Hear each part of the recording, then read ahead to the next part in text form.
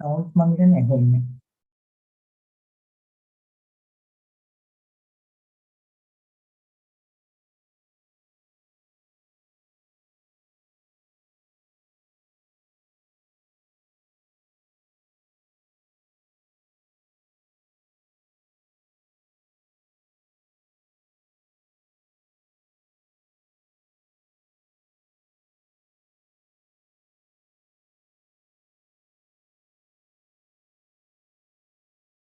Sounds ඇහෙන්නේ නැහැ. මං හිතන්නේ settings වලින් පොඩ්ඩක් ගිහිල්ලා microphone එකේ select වෙලා තියෙන විදිහට check කරන්න.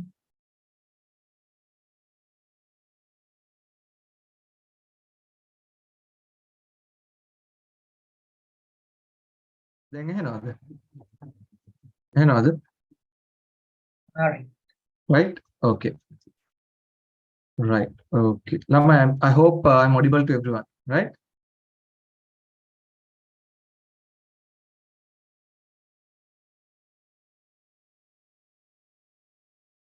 Students, can you all send me a message to the chat box whether can you all hear me properly?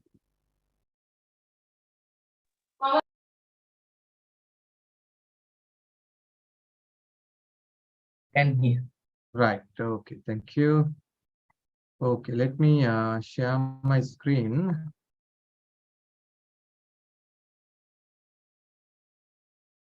Right.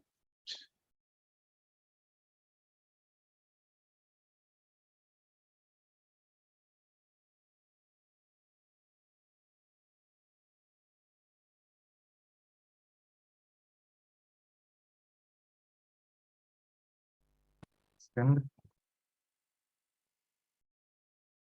Okay.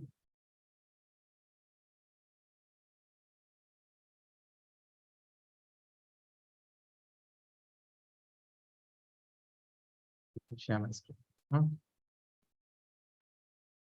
Okay, I hope everyone can see my screen as well. Right, හැමෝටම screen එකක් පේනවද නේද? Right. Okay. Oh, sir. Right. Thank you.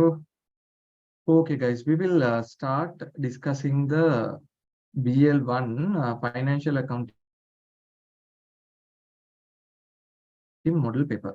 So basically, in chartered accountancy business level 1, under the financial accounting subject, you are going to get 50 marks question, 50 marks paper, 50 questions paper. For each question with 2 marks, you are going to the marks might depend on the level of the question. Even some questions you might get 3 marks in, but generally the most of the questions will be 2 marks, and ultimately you are getting 100 marks out of it, right? And the question paper, the time will be 2 hours, and you are supposed to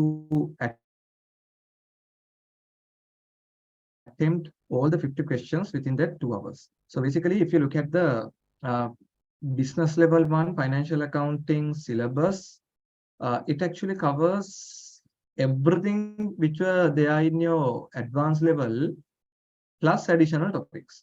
So what A level wala commerce කරපු කෙනෙක් නම් හරිද? A level accounts වල තිබිච්ච සම්පූර්ණ syllabus එකක් තියෙනවා. එතනින් එහාටත් දේවල් තියෙනවා. So that is the danger in financial accounting paper. But you can actually get through this paper if you have studied it properly. මේක හරියට බලාගෙන attempt කරලා තිබුණොත් ඔයාලට මේ paper එක ඇත්තටම අමාරු වෙන්නේ නැහැ. And definitely you can go for a prize as well, right? So before we move on to the paper, let me introduce myself. I'm Sandeepa Jayasekara. I'm your financial accounting lecturer for JMC virtual learning platform. And I graduated from University of Sri Lanka, where I became the best student in the accountancy department. I'm a chartered accountant plus a SEMA accountant as well. And I have been lecturing with JMC for the last 13 years. Right. Okay. So you all know about JMC virtual learning platform, where you can actually learn from wherever you are. The entire syllabus and everything is uploaded in a recorded video platform. You all can buy subject wise for the BL1, for BL2, corporate strategic level. You can 100% learn it. You are going to get studying in the e-learning platform. right? Okay, so let us start the question paper, right? Okay, okay, okay. We'll see. I'll be reading the questions at the same time. I'll be discussing the answer as well, right? We look at the first question. You know the instruction, like I told you, 2 hours, 50 questions, 100 marks, right? We look at the question. Which of the following statements are true in relation to the matching concept? In relation to the find the true statements, right? සමහර වෙලාවට ටිකක් connection drop වෙනවා වගේ. ළමයි connection එක drop වෙනවා නම් මට චුට්ටක් කියන්න. I have to get another solution for that. Huh? Right. So let me move on. Right. Okay. Look at the question paper question here. The matching concept states that the profit and the financial position shall be overstated. Now look here. What we need to understand is what is matching concept. Matching concept is 100% relevant to the profit of a business entity. How do we calculate profit? Profit is calculated from the income you deduct expenses. From the income you deduct expenses. What are the matching concept says is when you are calculating the profit from the income, you need to deduct the relevant expenses. From the income, you need to deduct the relevant expenses. That is what the matching concept says.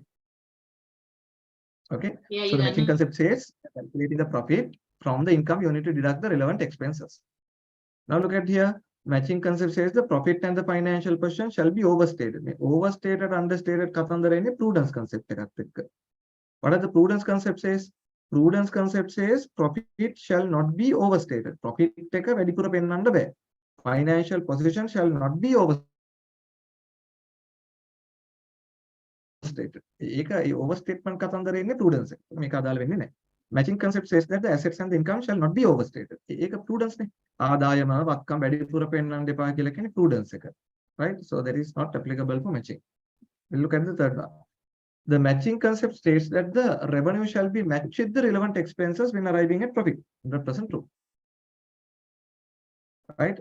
Matching concept says that the revenue shall be matched with the relevant expenses. That is the whole definition of matching concept. Okay. We'll look at the third one, fourth one.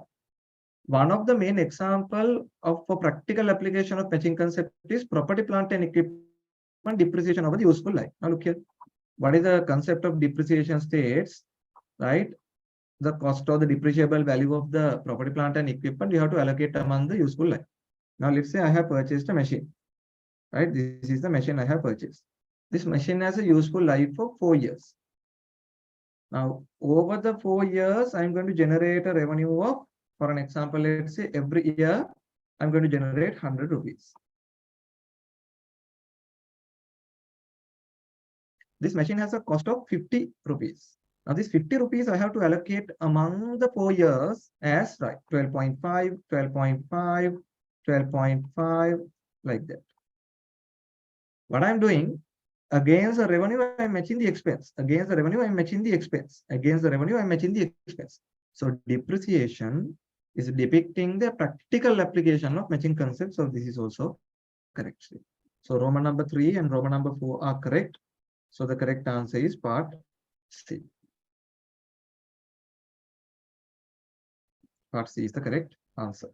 Okay. ඔයාලට තේරෙන්නේ නැත්නම් ප්‍රශ්න තියෙනවා නම් chat එකේ දාන්න නැත්නම් unmute කරලා අහන්න. Okay.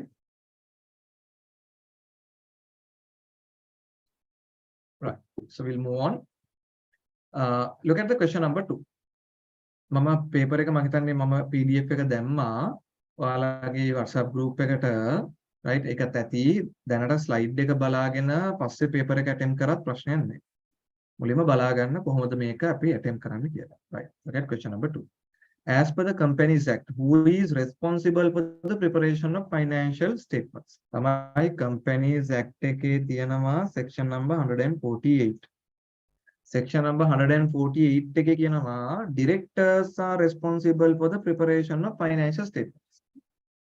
Accounts හදන්න accountant වෙන්න පුළුවන්. Right? Auditors are checking the financial statements. That's a different story. Who is responsible? Ultimately, who need to take the responsibility? Who's putting the signature and taking the responsibility? Board of Directors. What is the section? section 148. So the correct answer is part D. Part D is the correct answer. Okay. Right. We'll move on now. ප්‍රශ්න 50ක් කරන් තියෙනවා. ඒකෙන්ද අපි මේක කරගෙන යමු. ඔයාලට මොනවා හරි තැනකදී ගැටලුවක් එනවා නම් මට chat එකේ දාන්න නැත්නම් මට කියන්න. Right.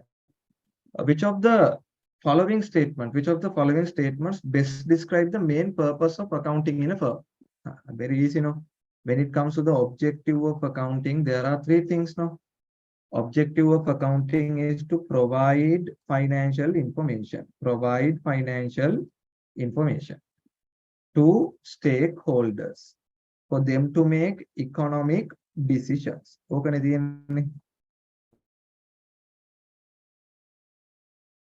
What is the whole objective of financial accounting? What do we do in accounting? We follow a tedious accounting process, and what we do is we actually prepare something called financial statements.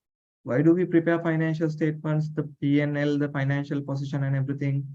Because we need to give them to the stakeholders. Who are the stakeholders? Parties who are interested about business. Why are we giving them? For them to take economic decisions. So that's the whole idea. We'll see what would reflect that correct answer. Recording transactions in the books of accounts, no, that is not the main objective. Recording transactions for the preparation of financial statements, not covering the whole of it. Preparation of financial statements in compliance with accounting standards, no. Communication of financial information for economic decision making of the stakeholders. This is the correct answer. Part D is the correct answer. Okay.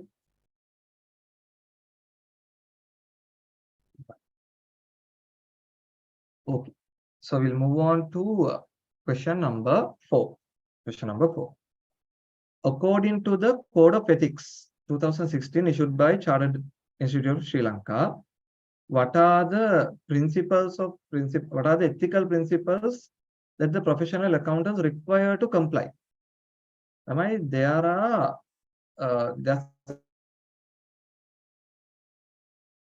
set of Code of Ethics that has been published by the Chartered Institute. Chartered Institute එක දීලා තියෙනවා ethics ටිකක්. As accountants we have to follow. Why? Now as accountants we are doing a public duty, no? As accountants we prepare the financial statements and we provide them to the stakeholders. And lot of stakeholders rely on what we provide. They take lot of decisions, and the entire person's wealth and the country's economy depends on what we provide. So we have to be ethical. You have to be ethical. So those ethical principles are provided, right? So these ethical principles are, one is integrity. Integrity is avanka wenna one. Objectivity. Objectivity කියලා කියන්නේ අරමුණුගත වෙන්න ඕනේ. ඒ කියන්නේ you can't be biased. Bias වෙන්න බෑ. කාටවත් bias වෙන්න බෑ. Then you need to have the professional competence.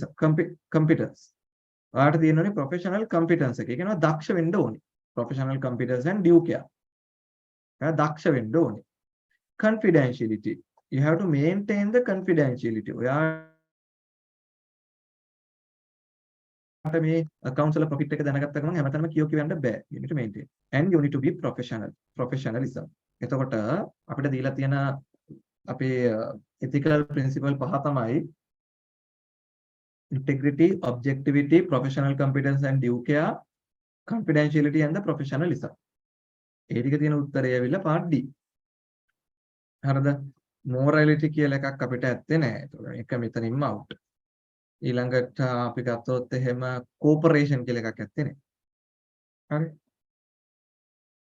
Right. But, okay. Look at question number 5. දැන් මම ඔය theory පොඩ්ඩක් තමයි කතා කරගෙන ගියේ. වෙච්චරම මම ප්‍රශ්න වෙයි. Question number 5 එක ඔයගොල්ලෝ පොඩ්ඩක් attempt කරන්න ඕනේ. Right. We look at question number 5. I'll read it for you. Right. Okay. Ruan's business rented out a building for a monthly rent of rupees 75,000 on 1st of January 2022. The annual rent of the building was increased to rupees 960,000 from 1st of January 2023.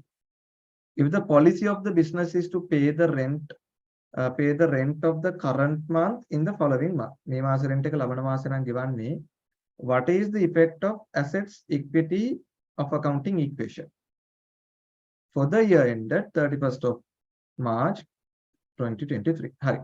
Make attempt karanna balan. Can anyone tell me the answer? Potak attempt karanna balan මේ ප්‍රශ්නේ. exam එකේ එන ප්‍රශ්නයක් වෙන්න පුළුවන්. එතකොට බලන්න attempt කරන්න බලන්න.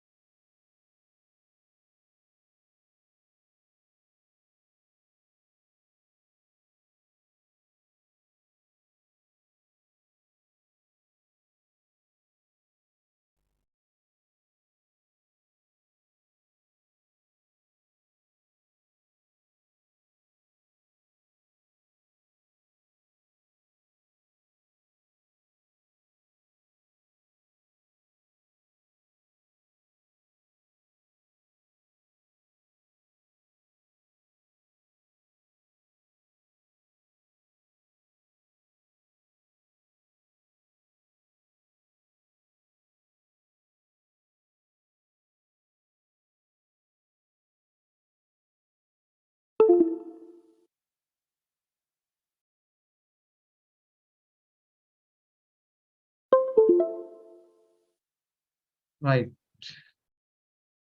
ළමයි question එක attempt කරාද? මොකක්ද උත්තරේ? පොඩක් chat එකට හරි දාන්න පුළුවන්ද?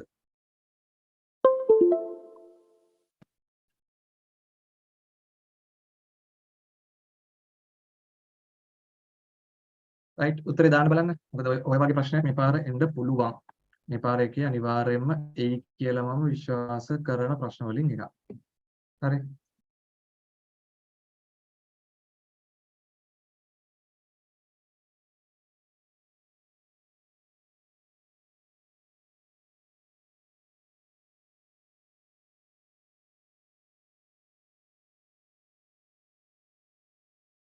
right මම හිතනවා connection issue එකක් තිබුණා නම් දැන් ඒක හරියන්න ඇති කියලා. let me once again share the screen. that connection එක මාරු කරලා බලුවා. හරි කාට හරි උත්තරේ එවන්න පුළුවන්ද? මොකද හිතන්නේ? what is the correct answer?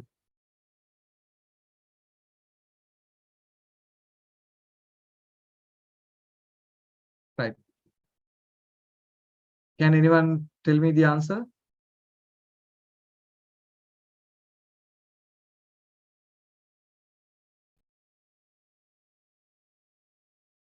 let me try to work out the answer. කවුරු හරි කෙනෙක් කියන්න පුළුවන්ද උත්තරයක්? It'll be really great if you all can you know give me an answer that will be 100% okay. Even though if you are making a mistake, that's okay, right? Your attempt is the most important thing, right? Let me show you, right, how we arrived at this answer. බලමු කොහොමද මේකට අපි එන්නේ කියලා. As per the question, this particular rent arrangement starts from 1st of January 2020 and it will go up until 31st of December 2020. Then it starts the new agreement and it will go up until 31st of December 2020. So the period is 2022 and 2023. So 2022 and 2023. So, okay, 2022 here and 2023. First year their rent is 75,000 per month into 12. Next year rent is, and what they are saying, giving us the annual rent now. So divide by 12, it will come to 80,000 now. So 80,000 into 12. How many? Our financial year ends on 31st of March 2023. So take a පටන් ගන්නේ 1st of April 2022 වල ඉඳලා. මෙතන ඉඳලා මෙතෙන්ට තියෙනවානේ මාස 9ක්. 9 ගානේ 75000යි. මෙතන ඉඳලා මෙතෙන්ට තියෙනවානේ මාස 3ක්. right මාස 3ට 80000යි. හරිද? මාස 3ට 80000යි. ආයෙත් බලමුකෝ අපේ rent expense එක කීයක් දෙන්නේ කියලා. How much is our rent expense? 9 into 75 plus 3 into 80. 915,000. 9,15,000. එතකොට වගේ rent expense එක 9,15,000. දැන් මෙයාලා කියනවා rent එක ගෙවන්නේ current month rent will be paid in the following month. මේ මාසේ rent එක ගෙවන්නේ ලබන මාසේ. එතකොට මේ මාර්තු මාසේ rent එක ගෙවන්නේ මේ අප්‍රේල්. අප්‍රේල් මාසේ rent එක ගෙවන්නේ මැයි. මැයි rent එක ගෙවන්නේ ජූනි. එතකොට අපිට rent payment වදිනවා 75000 දැන් මේ අපේ මාස 9ට අමතරව last year මාර්ච් එකත් වදිනවනේ 10යි. එතකොට මේ 80000 වයි තුනෙන් අන්තිම මාර්ච් month එක ගෙවන්නේ next year නේ. එතකොට ගෙවන්නේ 80000 දෙකයි. එතකොට 10 into 75 plus 2 into 80 910,000. එතකොට rent එක pay කරලා තියෙන්නේ 9,10,000. හරිද? rent expense එක 9,15,000 rent එක pay කරලා තියෙන්නේ 9,10,000. okay ඔන්න ඔය දෙක ගත්තා නම් උත්තර දෙක හරි. දැන් බලන්න මේ they are asking what has happened to the assets and the equity. Assets and the equity no rent එක ගෙවුවාම assets අඩු වෙනවා මේ. Assets decreased by 910,000. rent expense එක නිසා equity අඩු වෙනවා. Decreased by 915,000. ඒකට මොකක්ද හරි උත්තරේ part D. බලන්න ඔයාලගේ උත්තරේ හරිද කියලා. D is the correct answer. D is the correct answer. okay එතන එක බිඳුවක් පොඩ්ඩක් මිස් වෙලා තියෙනවා. that's a typo 9,15,000. හරි. ඒක තේරුණාද? කාට හරි එක ගැන තේරුම් නැති දැනක් තියෙනවා නම් මට කියන්න තමයි. if you all can respond that will be really great. ඔයාලට මේක තේරුණාද මේ කොටස? yes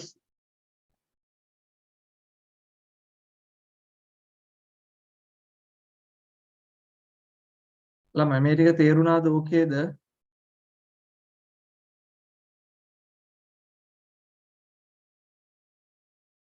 right yes sir. you if you all can respond that will be really great. මේ එතකොට මටත් තේරෙනවා ඔයාලත් මේකේ ඉන්නවා කියලා. okay හරි. මෙතන අපි කතා කරා. now we'll see we'll move on to question number 6. which of the following is correct in relation to the definition of income as per the conceptual framework? දැන් මේමනේ income එක definition එක හරි ලස්සනයි. income එක definition එක කියලා කියන්නේ right income is an increase in equity. equity වල වැඩිවීමක් in the form of increase in assets or decrease in liabilities without any contribution from the equity participants. equity participants. Contribution from the equity participants කියලා කියන්නේ additional capital කියන එක. additional capital. ඒ කියන්නේ equity එක වැඩි වෙලා තියනවා additional capital දාන්නේ නැතුව. ඇවිල්ලා තියෙන එක්ක asset වැඩි වෙලා නැත්නම් liabilities අඩු වෙලා. ඔකනේ income definition එක බලමු. මේක මොනවද තියෙන්නේ? Assets are increased due to income. ඒක හරිනේ. Liabilities are increased. Liability increase නේ decrease. ඒ කියන්නේ නේ. Equity increase only due to income. Only due to income. නෙවෙයි additional capital නිසා වැඩි වෙනවනේ. Only කියන වචනේ ආපු නිසා මේක ගන්න බෑ. එහෙනම් only Roman number 1. එහෙනම් මොකද හරි උත්තරේ? part A is the correct answer. Only Roman number 1. okay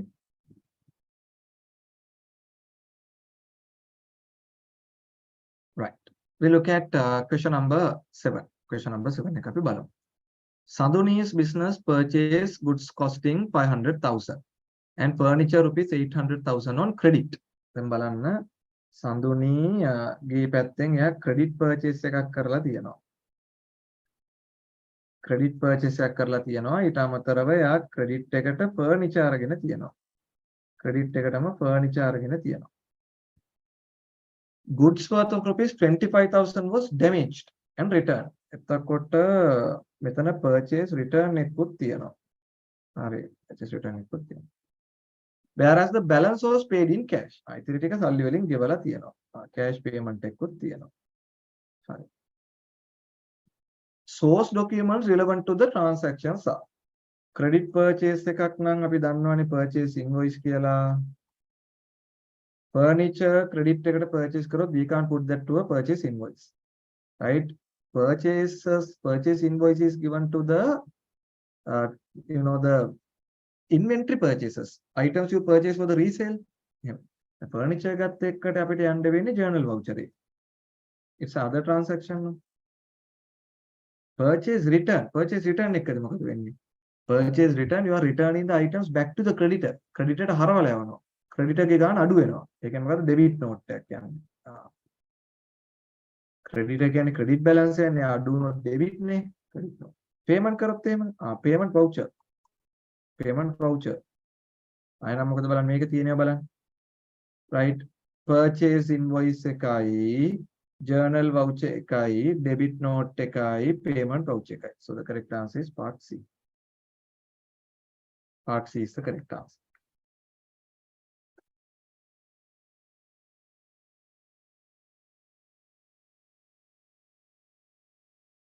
Okay. Right. ඔයාලා තීරෙන්නේ නැත්නම් වේගෙ වැඩි නම් I explain කරන්න ඕන නම් just either put a message to the chat box or you have to just let me know. Right. Drag and drop the options below into the table provided to identify whether each of the stakeholders are internal or external. හරිද මෙහෙමනේ. අපි ගත්තොත් එම් business එක internal stakeholders වලට වැටෙන්නේ right management එකයි employees ලා ටිකයි. අනික් අය ඔක්කොමලා external. මෙයාලා දෙන්න විතරයි internal වැටෙන්නේ. සමහර තැන්වල ඉන්නවා management එකයි owners ලයි දෙගොල්ලොම එකයි. sole proprietorship partnership වගේ අයගේ. එතකොට ඉතින් management කිව්ව මේගොල්ලෝ වැටෙනවා. owners ලා. But other than that everyone are external users. එහෙනම් අපි දාගමු බලන්න. Internal users. Board of directors can management නේ. Yeah, you know. Then employees ලා එනවා. මේ දෙන්න එනවා. External users අනික ඔක්කොම A, B, D, E and G. So the internal users are the management and the employees. External users are the other parties. Right. Okay.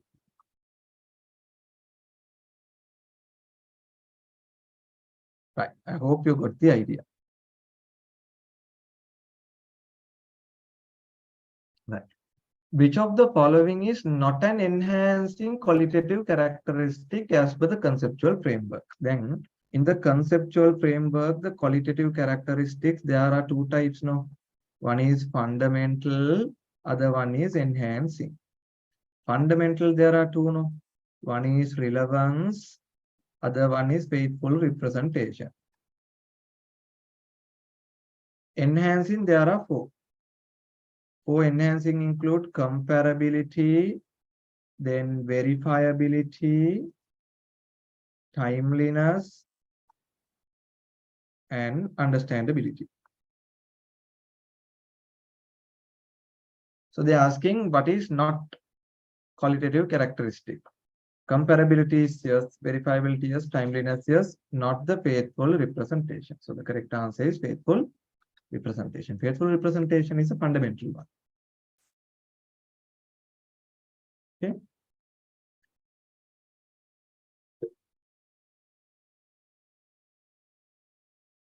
Right. Put the correct accounting process in the given table. Now they have given some steps in our accounting process. We need to put them into the correct order. Okay. Right. We'll put one by one. Now, in our accounting process, it starts with the transaction and events now that we have to initially capture with the source document. Look here, preparation of the source document. That is number one, right? C. Thereafter, what you do, the source document, you are supposed to enter them in the prime entry books. Here, recording the transactions in the prime entry books. E. Then number three, Afterward, you have to post them to the general ledger. You have to post them to the general ledger. Posting journal entries to the ledger. You have to post them to the ledger. So that is H. Then you need to balance the ledger accounts. Ledger accounts can balance karan only. Part B. Then what? Then you are supposed to prepare the trial balance. You are supposed to prepare the trial balance. F. Then you are preparing the financial statements. G. You are preparing the financial statements. Ultimately, you communicate the financial statements.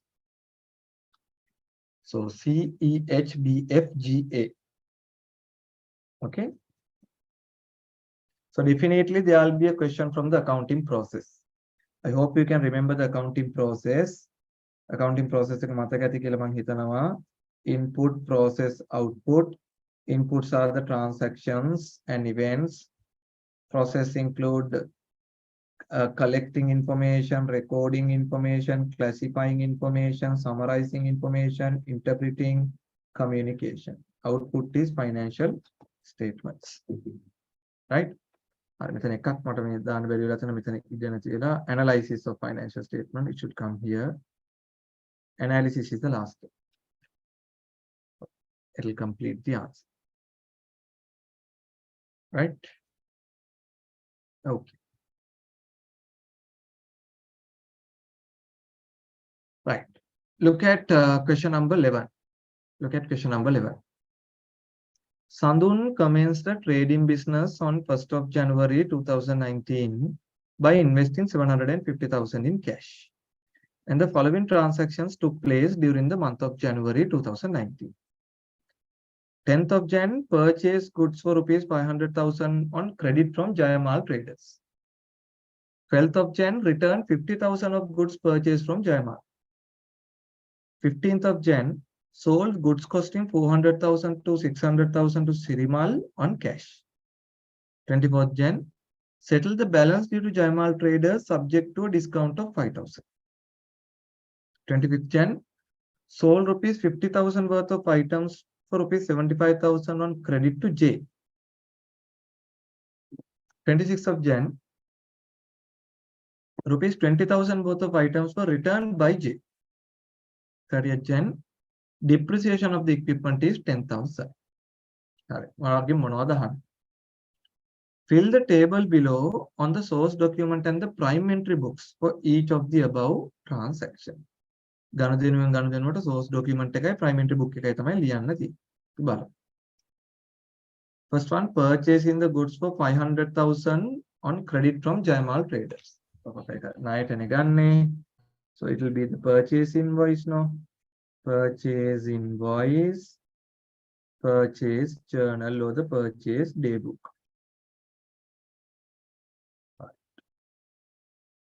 12th of Jan. Return rupees 50,000 worth of goods purchased from Jayamal. Purchase return එකක් නේ. Purchase return එකක් වුණාම credit අඩු වෙනවනේ. එහෙනම් debit note. Credit වැඩි වෙන credit අඩු වුණාම debit නේ. So debit note. Then what is the prime entry book? Purchase return journal. Purchase return journal. 15th Jan, sold goods costing rupees 400,000 to 600,000 to Sirimal on cash. So the source document is cash receipt. Make a bill එක memo එක receipt කිව්වත් එනවා. So the prime entry book is cash receipt journal. Cash receipt journal.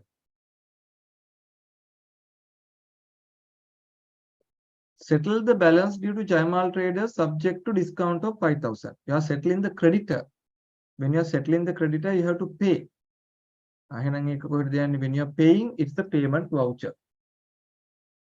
It's the payment voucher. Then the document is cash payment journal. Cash payment journal. Cash payment journal. Sold rupees 50,000 worth of items for rupees 75,000 on credit to J. J ට විකුණලා තියෙනවා ණයට. Then the document is sales invoice no.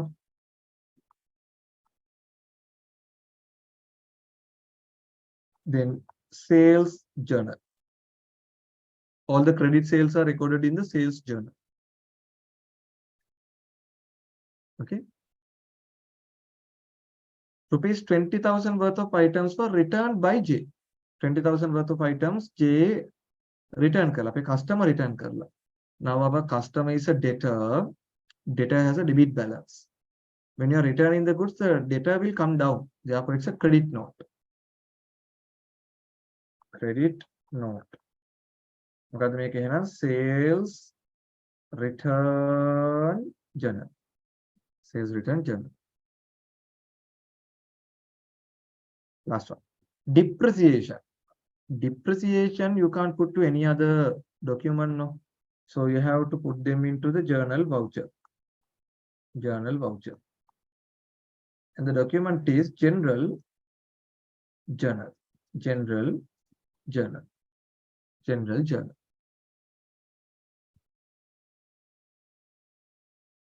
ඔයාට BL1 paper එකේ ළමයි ඔක්කොම MCQ නෙවෙයි එන්නේ drag and drop questions එනවා short answers එනවා හරිද ඒක ඔයා ලෑස්ති වෙලා යන්න okay හරි මෙතෙන්ට වෙනකල් ඕකේද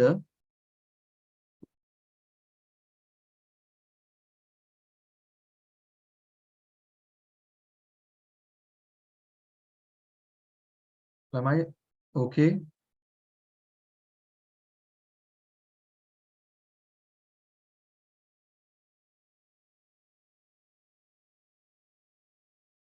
up to this point are we clear Yes, sir. right we have done 11 odd questions okay we'll see right okay thank you right okay we'll look at question number 12 Devin started a business investing 750,000. Devin පටන් ගත්තලු business එකක් 750,000 දාලා. Okay. Following transactions were occurred during the first month.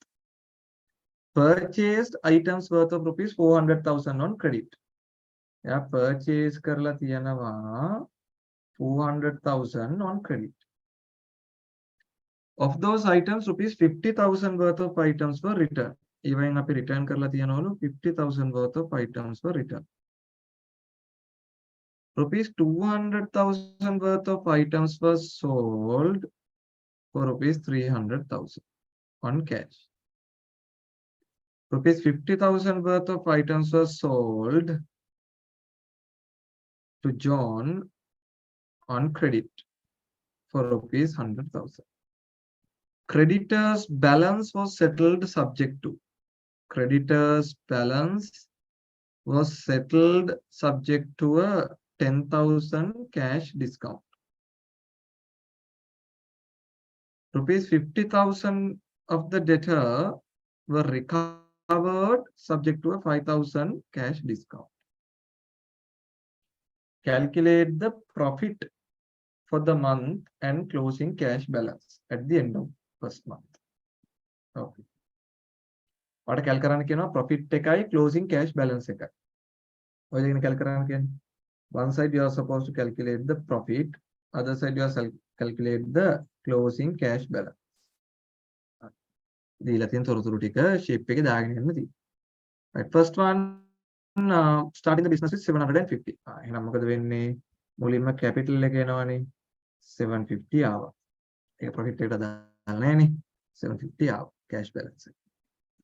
ඊළඟට purchase කරලා තියෙනවා. අපිට ඇත්තටම profit එකට වෙන්නේ purchase කරපු එකනේ ඒකේ sell කරපු එකේන profit එකනේ. කතා පොඩ්ඩක් ඉන්න. We are purchasing 400 worth of items, 50 worth of items were returned. මේක වැදගත්. 200 worth of items were sold for 300. ඒකේ profit එක ගමු. Right? Profit on sale. Profit on sale එක අපි ගමු. එතන එනවා 100ක්. හරි.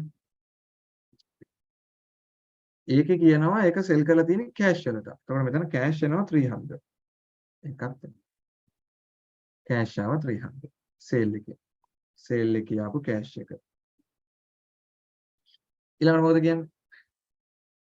50 worth of items were sold to John on credit for 100,000.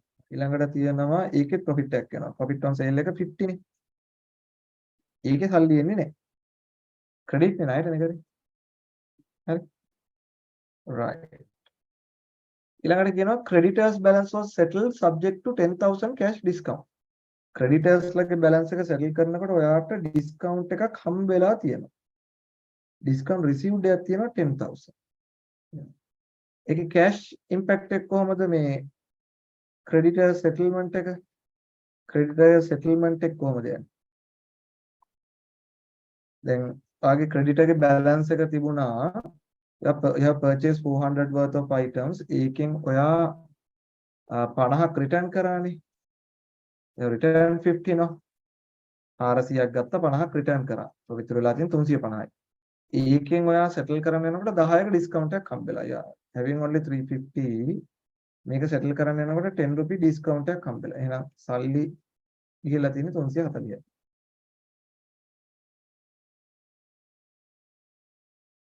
සල්ලි ගිහලා තියෙන්නේ 340යි. right. ඊළඟ මොකද කියන්නේ 50,000 of the debtors were recovered subject to 5,000 cash discount. So discount allowed එකක් තියෙනවා. ඒක expense එකක් නේ. collection එක එන්නේ data එකේ collection එකේ 50 rupee ආවට 5,000 කැපෙනවනේ discount එක. 45 තමයි සල්ලි. හරි. ඔන්න හරි. දැන් බලමු උත්තර ටික. 100 plus 50 plus 10 minus 5, 155 is the profit. 750 plus 300 minus 340 plus 45. 755 is the closing cash balance.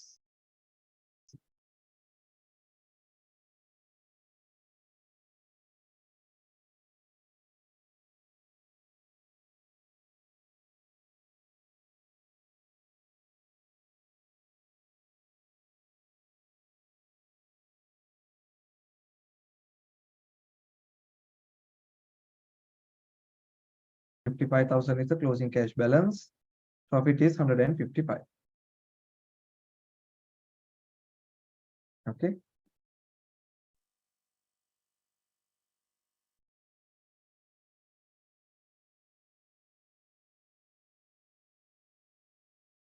Profit on sale එක ගත්තා 100යි. Credit sale එකේ 50යි. Discount received එකක් තියෙනවා 10යි. That's another income. Discount allowed එකක් තියෙනවා. That's a distribution expense. Profit එක 155. Cash කොහමද ගත්තේ? Investment එක 750. Cash sale එකක් තියෙනවා 350. 300. ඊළඟට creditors ලා settle කරලා තියෙනවා 350 නේ balance එක තිබුණේ 10ක discount එකක් එක 340. Debtors ලාගෙන් collect කරන්න තියෙනවා 50 after a discount 45. Okay. Right. Following information has been extracted from the payroll of someone's business for the month of March 2019. This business was commenced on 1st of March 2019. මේ මාසේ තමයි පටන් අරගෙන තියෙන්නේ. හරිද? Gross salary 500, employee contribution to the employee provident fund 50, net salary 450, employer contribution 75, employer contribution to employee trust fund 15 rupees. The EPF ETF of a particular month are remitted on the 10th of the following month. මේ මාසේ EPF ETF එක ගෙවන්නේ ලබන මාසේ. Net salary is paid on the same month. අපි salary එකේ net amount එක මේ මාසෙම ගෙවනවා. Which of the following accounting equations reflect the effect of above transactions in someone's business? Okay, බලමු. දැන් සමාන්ගේ business එකේ salary එක 500යිනේ. ඕකෙන් EPF employee ගේ කෑල්ල තියෙනවා 50. එතකොට net salary එක තියෙනවා 450. Net salary එක 450. Net salary is 450 rupees. Net salary 450 you are paying. Then EPF, let me put it like this, EPF employer contribution 75. ETF employer contribution is given to us as 15 rupees. Then May set එක ඔයා ගෙවන්නේ next month. We are paying next month. Total now මෙතන 125 plus 15 is 140. 140 you are paying next month is an accrued liability. හරිද? එතකොට අපේ P&L එක අපේ expenses වලට මොනවද යන්නේ? Right, expenses.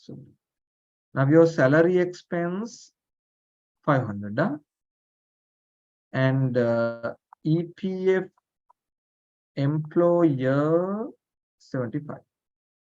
ETF employer 50. මේක තමයි ඔයාගේ expense එක වෙන්නේ.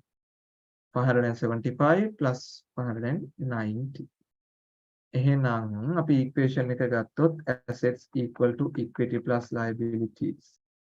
Assets අඩු වෙනවා 450. සල්ලි ගන්නවානේ. Equity expense එක අඩු වෙනවා 590. Liabilities වැඩි වෙලා තියෙනවා 140.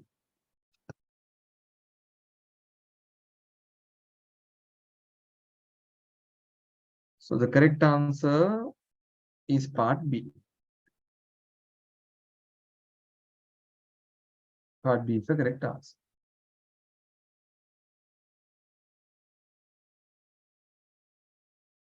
Salary එක 500න්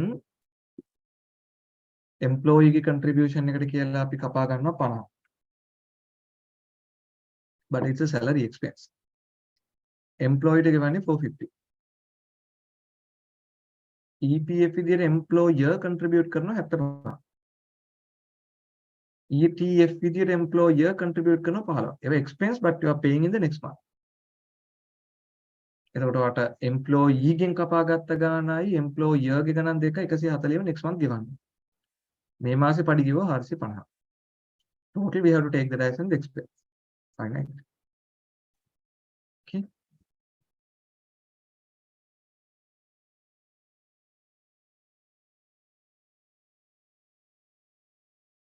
Right. What is the correct double entry to record the EPF expense for the month ending 31st of March 2019 and the EPF liability? EPF එකේ විතරක් අපෙන් අහනවා කොහොමද expense එක යන්නේ කියලා. කියන්නේ මේ දෙක නෙමෙයි 75යි 50යි. 50 යන්නේ salary එක අස්සෙන්නේ. මේක EPF expense එක. හැබැයි මේ දෙකම EPF liability එකයි. ගෙවන්න එපා.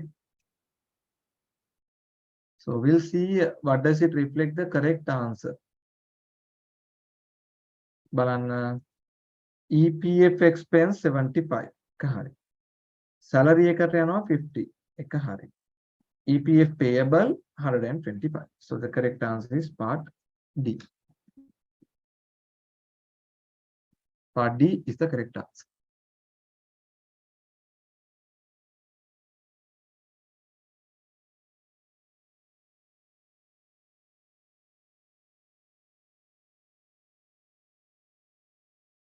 Okay. Right. We'll move on to the next question then. Rupa Singha started a vegetable business on 1st of January, investing rupees 100,000 as the capital. During January 2023, the following transactions have taken place. Purchase vegetables from the farmers in Varelia on cash. Hired a lorry from his friend to bring vegetables to Colombo. Vehicle hire is paid in 1 month arrears. Vehicle hire එකක් තියෙනවා මාසයකට පස්සේ තමයි ගෙවන්නේ. Sold vegetables to Manning Market in Colombo on cash. Discarded rotten vegetables. The correct sequence of the source documents to record the above transactions. Then සල්ලි වලට ගත්තා නම් payment voucher නේ. vehicle hire එක ණයට අරන් ලබන මාස ගෙවනවා නම් it's not purchase invoice. This is a other transaction. Therefore, it's a journal voucher. Sold vegetables in many market for cash, then it will be the cash receipt. Discarded rotten vegetables, that is also another transaction, no? Journal voucher. So payment voucher, journal voucher, receipt and journal voucher. Payment voucher, journal voucher, receipt and journal voucher. So the first one is the correct answer.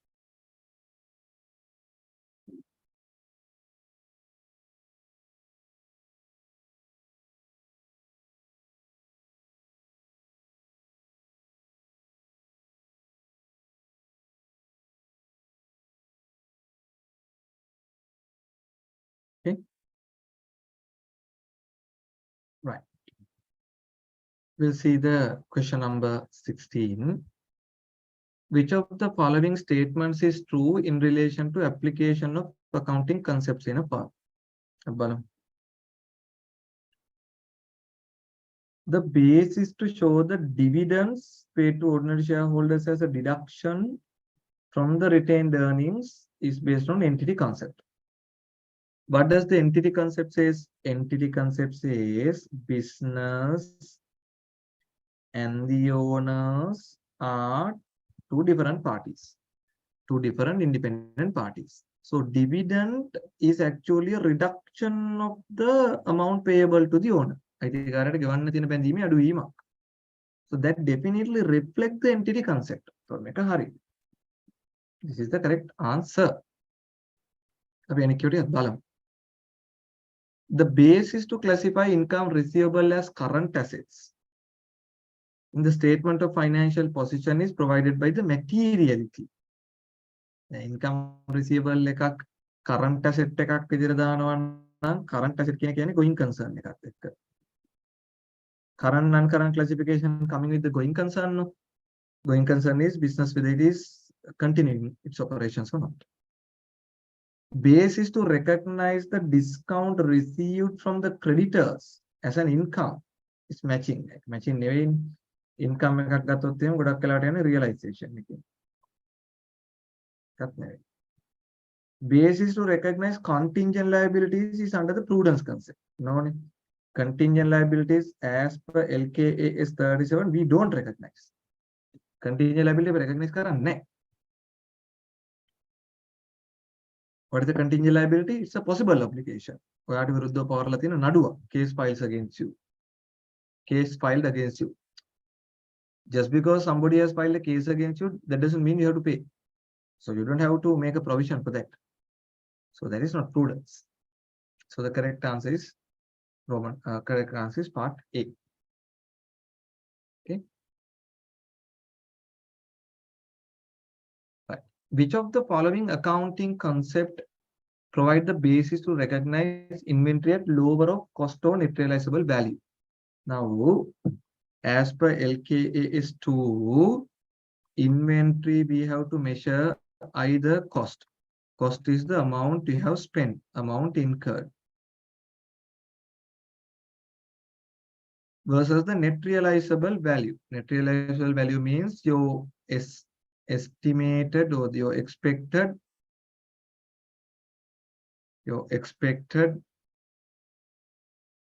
sale value minus expected selling cost or any expected cost to complete. So basically, net realizable value is about the net cash flow you are going to recover in future. Net cash flow you are going to realize in future. So when it says compared to your cost, for an example, 1,000 rupee. If net realizable value is 1,005, you need to measure the inventory at cost of 1,000. Why? We don't want to overstate the inventory. 1,500කට තියන්න බෑ 1000ක් වටින inventory. You have to bring it to 1,000. Inventory cannot be overstated. අපිටම net realizable value is not 1,005 but it is 500. එතකොට මොකද? රුපියල් 1000ක් වටින එතකොට අපිට inventory තියන්න වෙන්නේ කීයටද? At 500. Why? So you can't keep it at 1,000. You have to bring it down to 500. You cannot overstate. Asset overstate කරන්න එපා කියන concept එක මොකක්ද? Prudence. Prudence concept. Okay.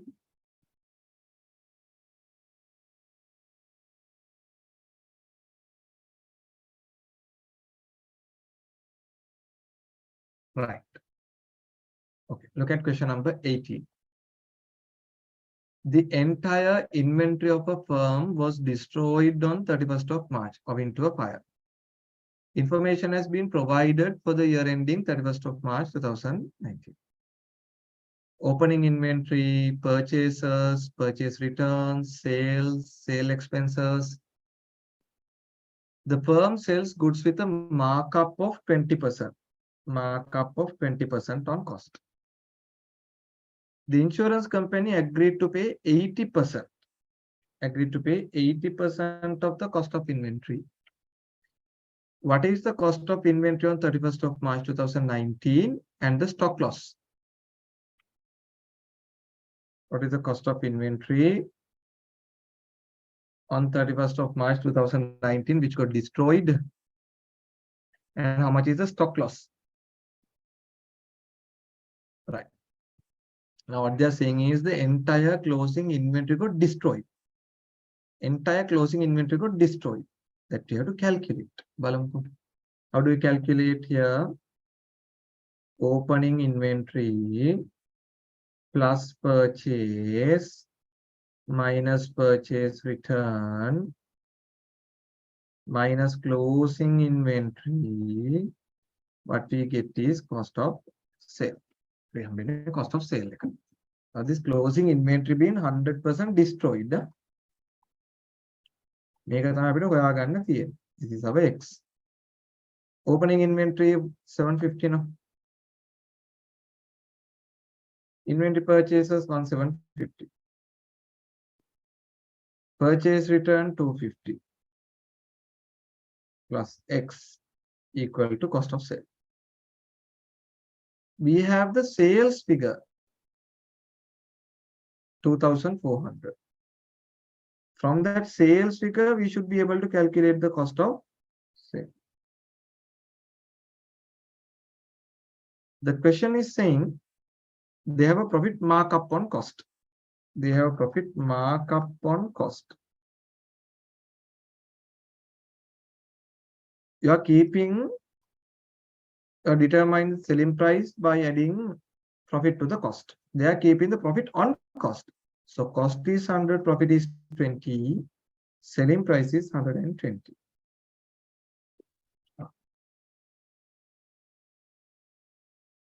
So you can calculate the selling price to be 120. Okay.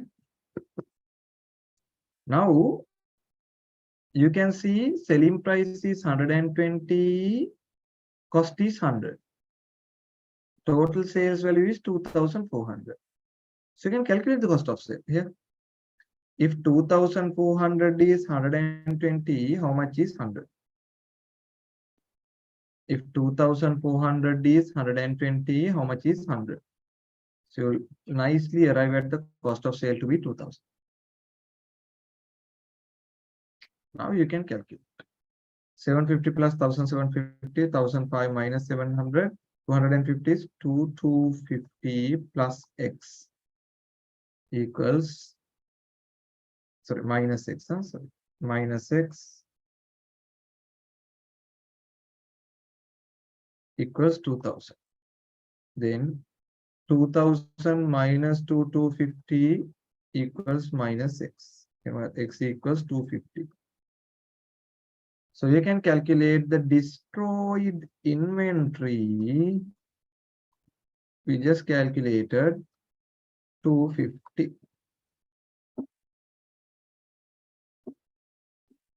250 is the destroyed inventory. Of this, you are going to get an insurance. You are going to get the insurance claim 80%. 250 into 80%. That is 200 now. So the net loss is 50 rupees. Your stock loss is 50 rupees.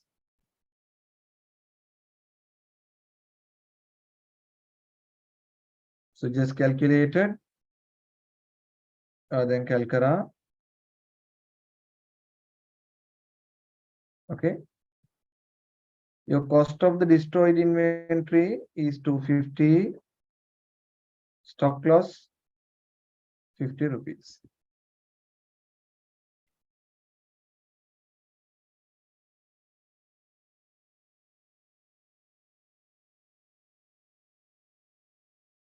What is the cost on inventory? Cost of inventory is 250. So if you look at the answer, cost of closing inventory 250.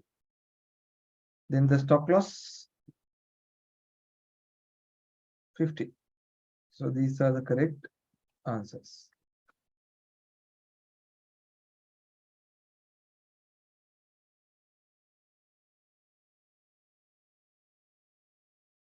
Okay.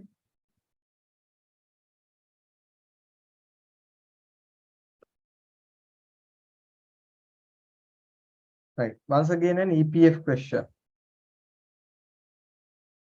The following information are given for the month of June 2023. Remittance of EPF ETF for the month of May. So we are in the month of June now. June වලදී ඔයා pay කරනවා May මාසේ එක. May month you are paying how much? 130. You are paying. June month के salary 644. Paid. Employee contribution. This is the salary paid. EPF, if you look at employee 56, employer 84. ETF employer 21. Right? The remittance of EPF ETF for the month of June has been paid on July. මේ මාසේ EPF ETF එක මේ මාසේ ගෙවලා තියෙනවා. මේ මාසේ net salary එක මේ මාසේ ගෙවනවා. මේ මාසේ EPF ETF එක ලබන මාසේ ගෙවනවා. මොකද කියන්නේ? The net impact of the above transaction that occurred in the month of June for the assets, liabilities and equity. මොනවද අපි pay කරේ බලන්න. What we have paid? We have paid the salary. Salary ගෙව්වා 644. And we paid the last month EPF ETF 138. So we have paid 782.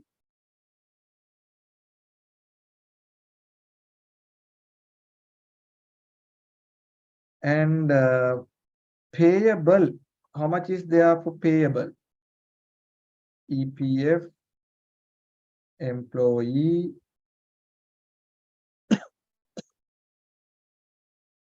56, employer 84, ETF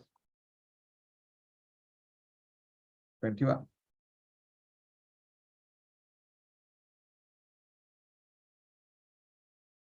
It will come to 161. How much is your opening liability? This is your closing liability. Huh? Opening liability we had 138. Then how much is the difference? 23. Right? So you can now actually see the answer. 23 is here. 782 is here. We'll check the expense even. Salary expense include the net salary 644 plus the employee contribution. What is it again? 56. ඊළඟට EPF employer contribution is 84. ETF employer 21. So you have to take the total of all these items. That is your expense. So it will come to 644 plus 556 plus 54 plus 21.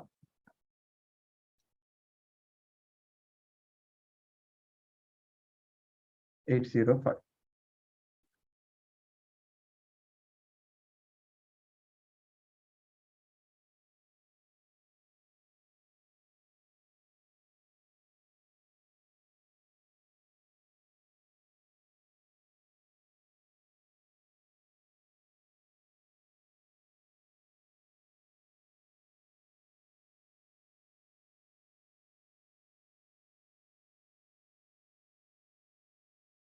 Okay.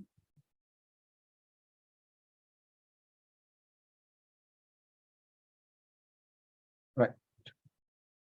We move on to question number 20. During a period, the assets have decreased by 264. Okay.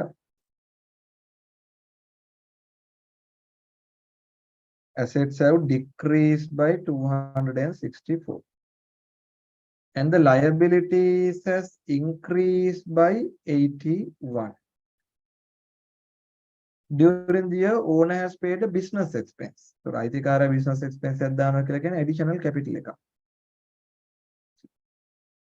Further, the business has paid owner's personal income tax. That's a drawing.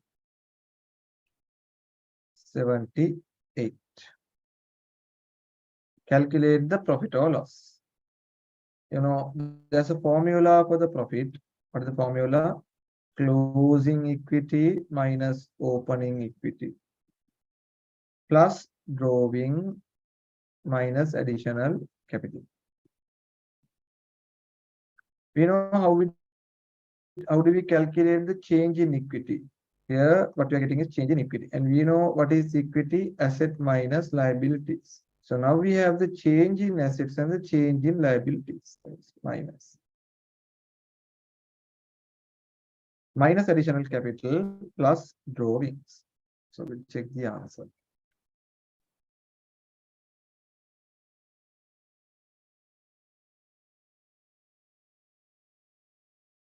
So I'm getting minus 285 profit. That means it's a loss of 285. So the correct answer is part B.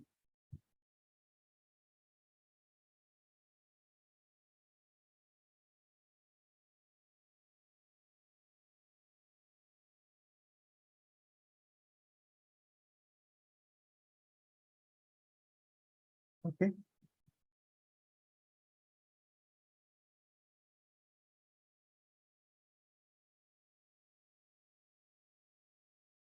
If you don't understand anything, you can always ask, or you can put something in the chat box so that I can explain again and again.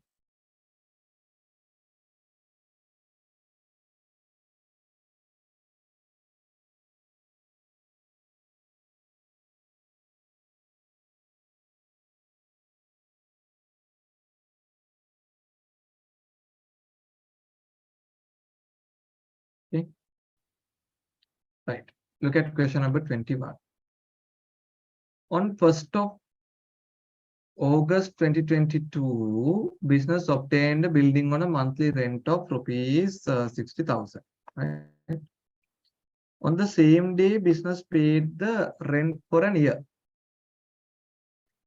The reporting period ends on 31st of March 2023. Double entry to record the rent payments made during the year is, right, enter in the agreement on 1st of August 2022. On this day, you are paying 60,000 into 12. You are paying 720,000.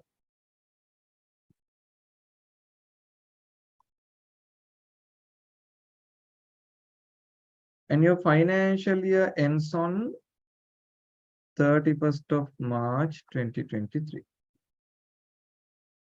From 1st of August to 31st of March, you have August, September, October, November, December, January, February, March. You got 8 months. So 8 months into 60,000, you can consider it to be an expense. Okay. From March to August 2023. So May, June, July, August. Right? There are May, June, July. Right? So April, May, June, July. So we have 4 months. 4 months into 60,000 is a rent prepayment.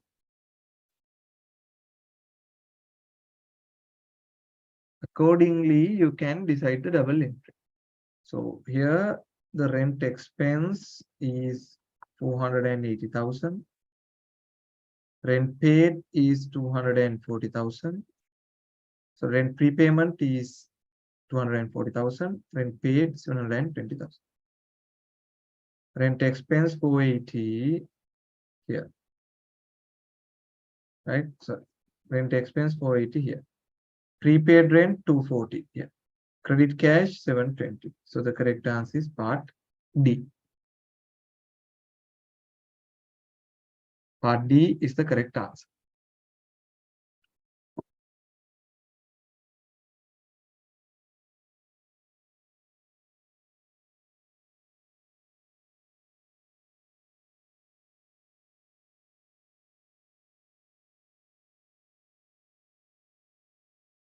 Okay.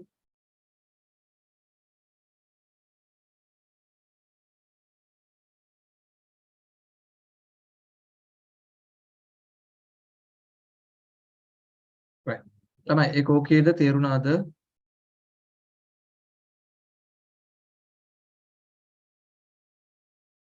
Right? Are you all clear?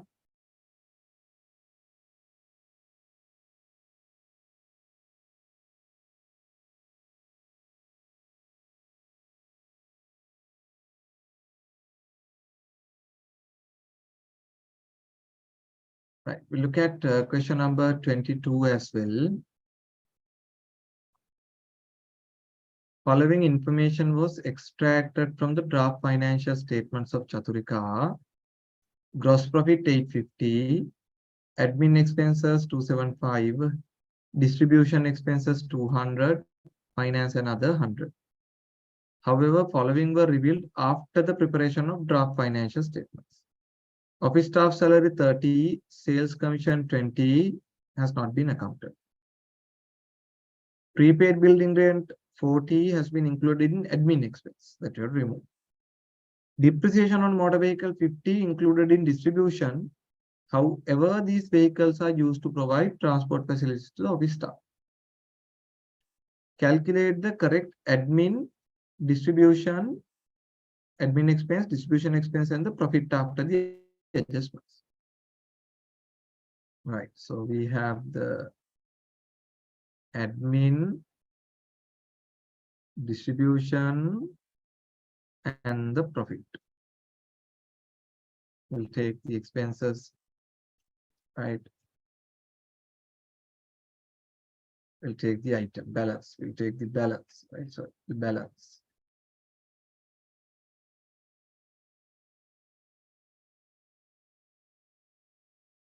Admin 275, distribution 200,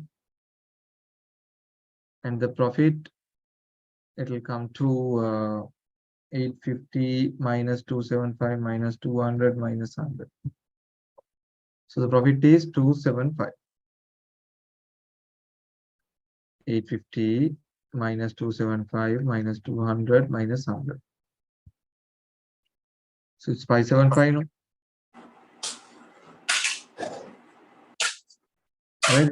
Come to 270. Profit is 275. Right.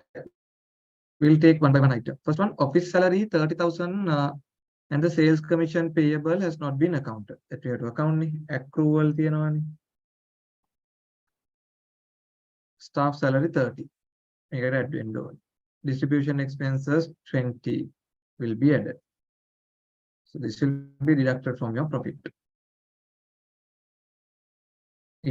Prepayment.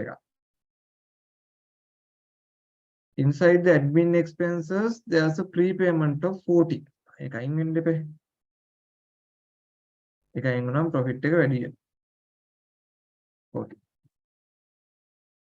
Then depreciation. Depreciation. That should be added to the admin expenses, removed from the distribution. This has no impact on profit. I will take the adjusted balances.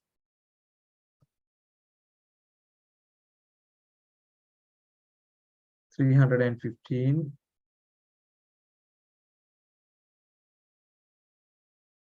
$170.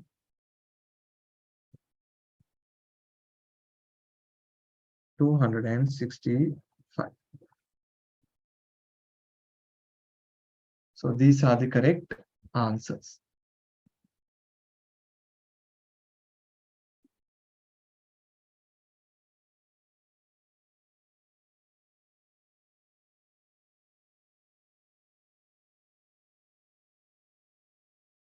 Okay.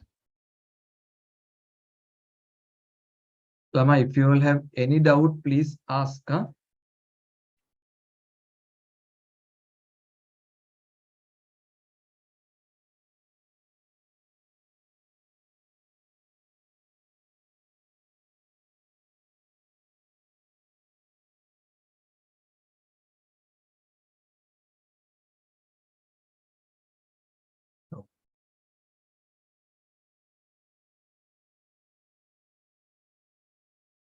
So we'll move on.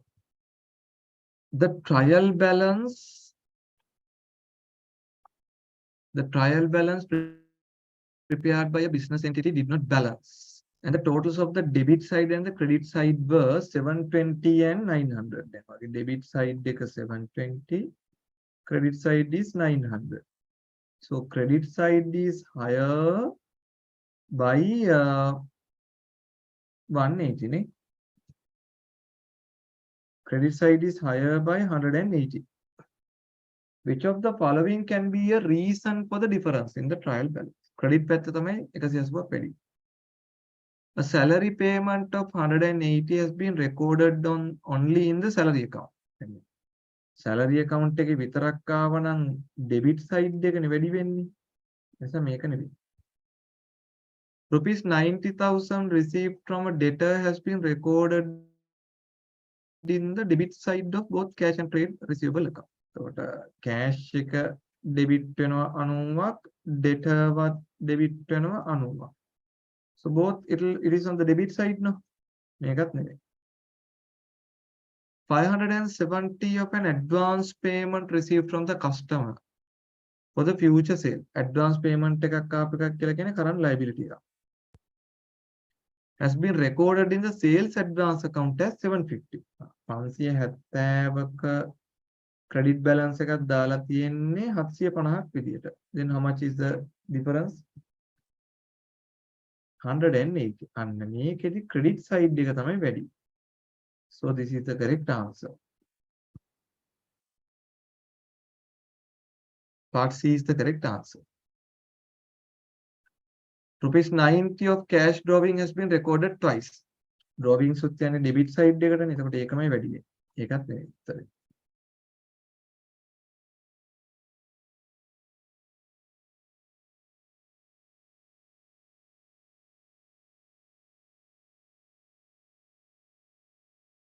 Right.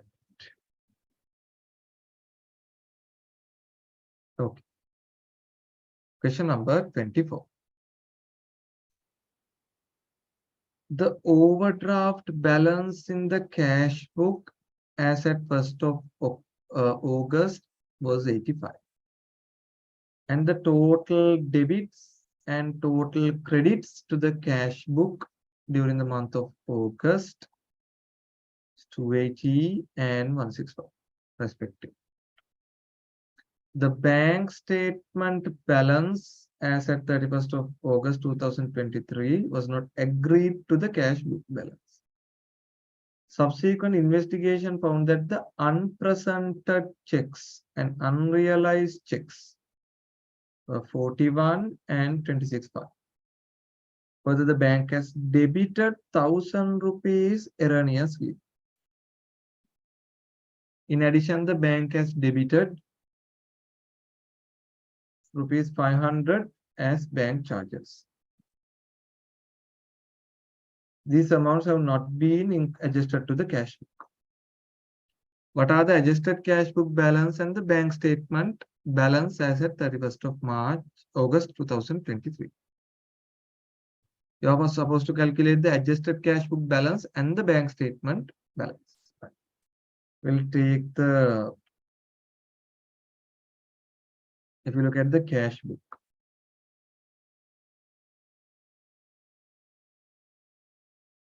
Your opening balance is an OD, no?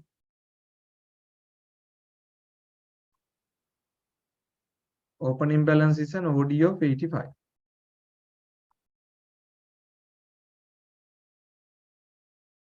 Okay. During the year, the total debits 280.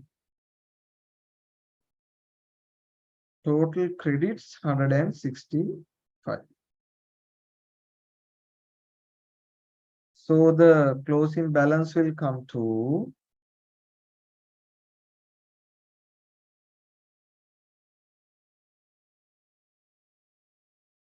30.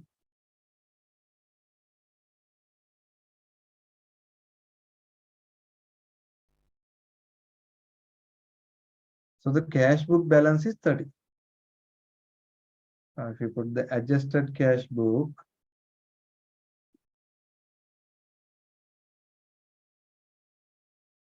you have a 30 rupee opening balance.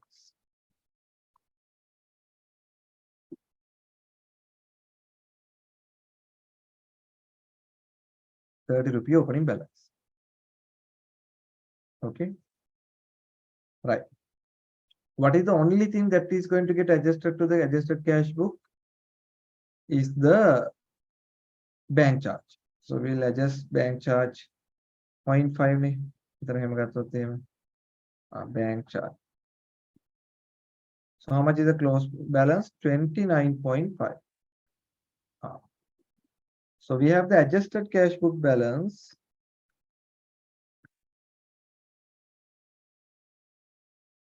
$29,500.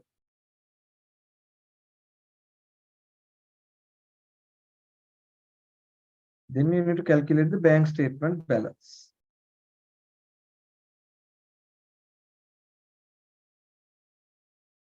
So I took the information given and I calculated the adjusted cash book balance. It came to 29,500. Okay.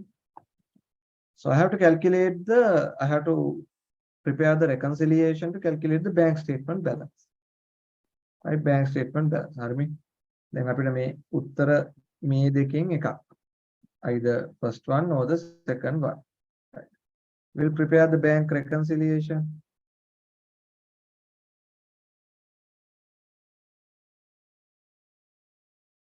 Right. We have the adjusted cash book balance. 29,500 plus minus. We have three items: unpresented, unrealized, and the bank error. We'll see how we are going to adjust. What is happening in an unpresented check? In the cash book, you have issued a check. You have reduced the cash balance and you have issued a check. Cash book balance is adu. But it has not been presented to the bank yet. Bank එක balance එක වැඩි. Cash එකේ balance එක අඩුයි, bank balance එක වැඩි. So you are trying to go from a lower balance to an upper balance. සල්ලි පොතේ අඩුයි මොකද අපි check එක record කරලා තාම ඇවිල්ලා නැහැ. So that we have to add. ඒක add කරන්න ඕනේ. So add in the unpresented checks.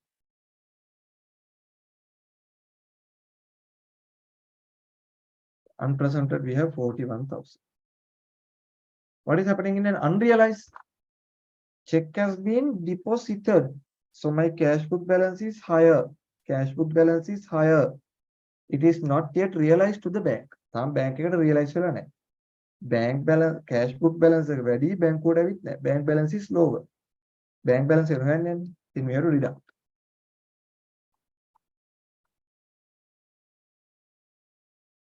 Unrealized 26,500.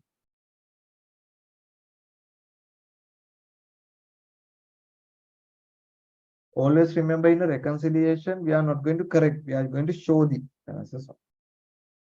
Last one, banking error. Bank has erroneously debited. Baradila debit kala thiyena. When bank is debiting, for bank it's a liability, no? For the bank, the deposits are a liability. They debit means they are reducing the liability. So the bank balance is 1,000 rupees lower. Bank balance is 10 kadui. Cash book balance is higher.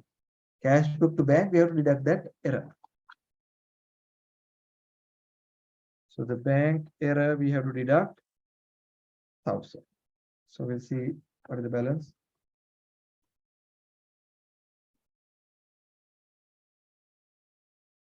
$43,000. So this is the correct answer.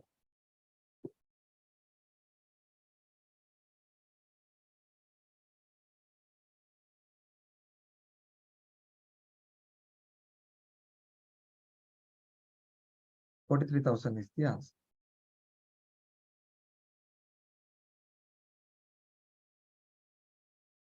Okay.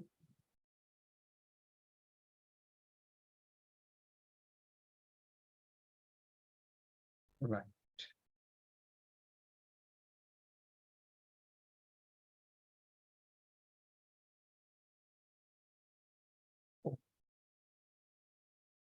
We'll see question number 25.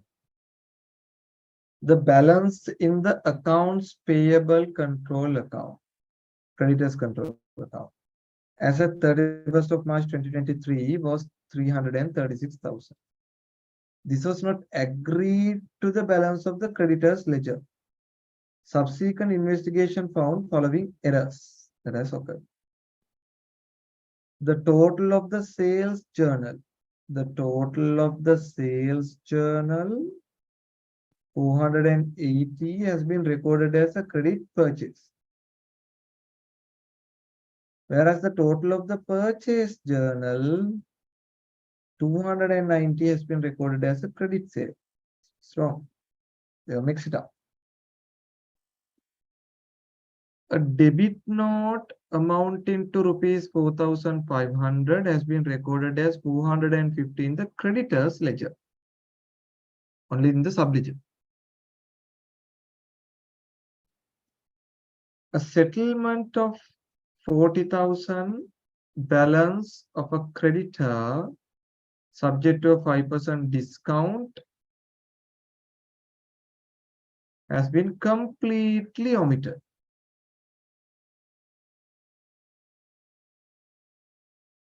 What is the adjusted balance of payable control account and the balance in the creditors ledger?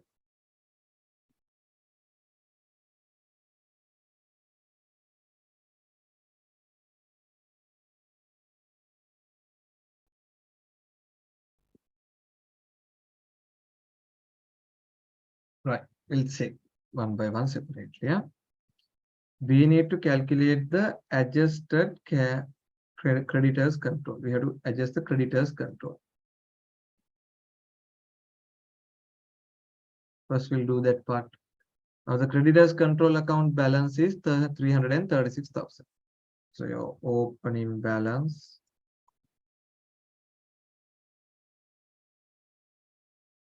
$336,000. What they have done is sales total they have put purchases, purchase total they have put as sales. That we have to correct now. So they have put the sales as purchase. That we have to correct now. Right? sales journal total has been recorded as a credit purchase. Capita correct කරන්න ඕනේ. So debited to creditors control. Okay, that sales figure they have considered as a credited to purchases. They have put that as a purchase, no? It is wrong, no? I will adjust the creditors control. Creditors control and adjust 480,000. Right, correction. Copy that. Then they have put the purchase as sales. Correct. Then you have to recognize the purchase transaction. Debited to purchase, credited to creditors control. 290,000.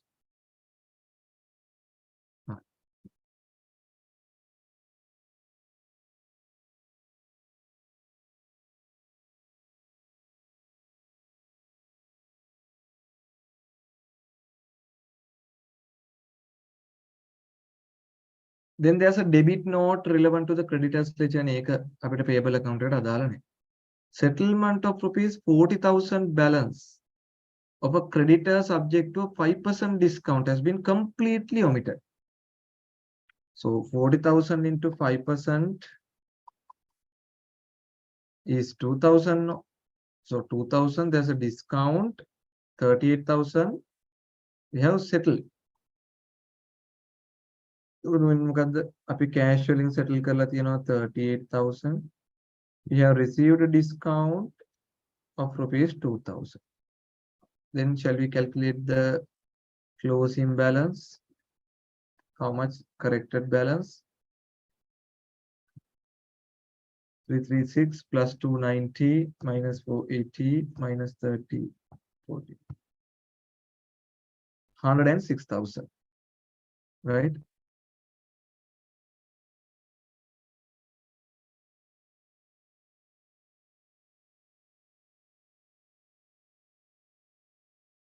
$336,000 minus 480 plus 290.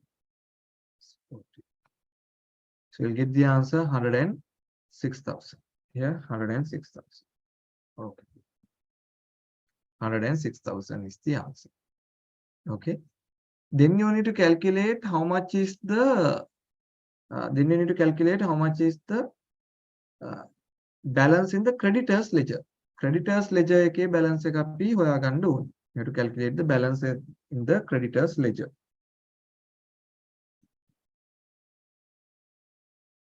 We'll try to calculate the balance in the creditors ledger. You can start from the adjusted creditors control. So we have 106,000. You know, in the what are the transactions that will impact? Right now, first one, there was an error that you have corrected. Then make it hadala tiyenne creditors ledger eketh hari. So first one, nothing to do. Second one, now in the debit note, creditors ledger they have put only 450. Api මේකේ 4500 හරියට දාලා තියෙනවා. Right, we have put the 450 properly here. එහෙනම් මොකද වෙන්නේ? Right, now in our payable control account we have put 4,500, that debit note, but in the creditors ledger it's only 450. Creditors ledger එක වැඩි. එහෙනම් මේක එකතු කරන්න ඕනේ. Debit note 4,500 minus 450. 4,050.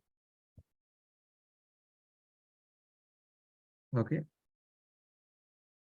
Then what? Now there's a settlement received from the creditor that has been completely omitted now.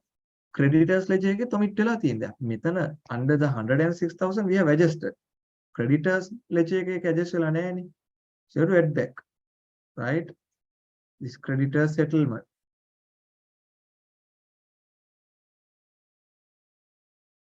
So from the cash, we have settled 38,000 and we have received a discount of 2,000. So now you can get the creditors ledger balance.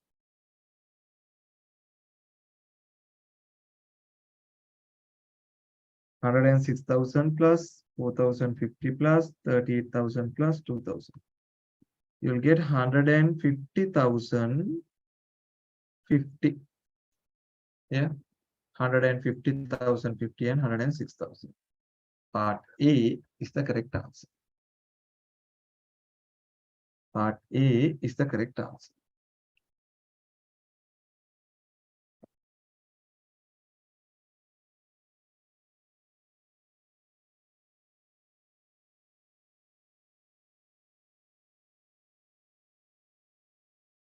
Okay.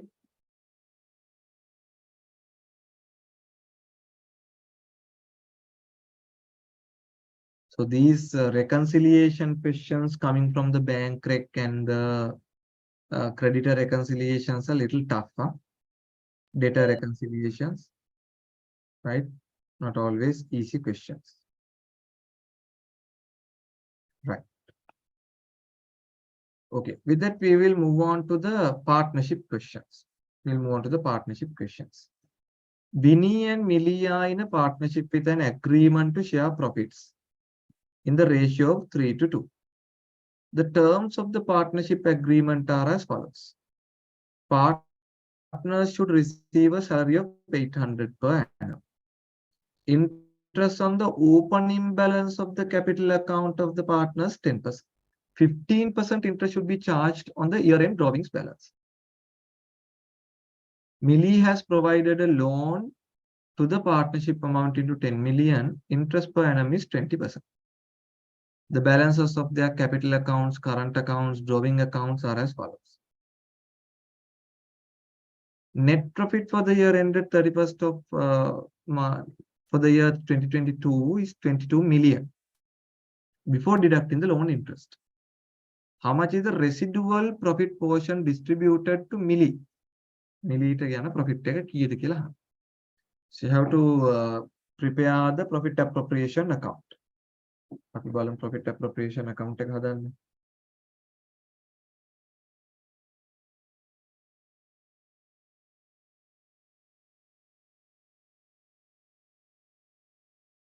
Right? So we will prepare the profit appropriation account. Right. So you have to take the profit after tax. You have to take the profit after tax. Here it's 22,000. No? From that you have to deduct the interest. 22,000 minus the interest. So that is 2,000. No? Loan interest. You can calculate the loan interest. So the loan value is 10,000. Interest rate is 20%. So it's 2,000. So the profit is 20,000. Right. Now we'll see how it is been appropriated. Salary 800 for both of them, Millie and Vinny. I'll put salary. Vinny and Millie 800 each. 1,600 appropriated. Then what? Interest on the opening capital balance is 10%. Capital interest. Vinny and Millie. Vinny's balance is 30,000. Millie's balance is 15,000. So it will be 30 into 10%, 30,000.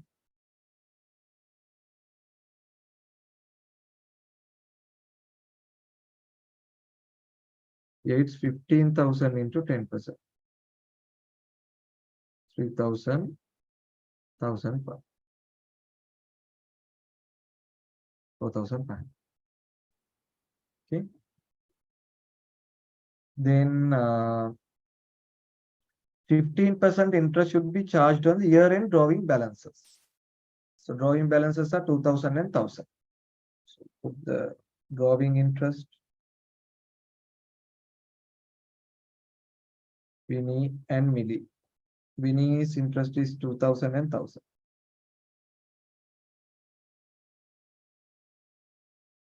Interest rate is 15%.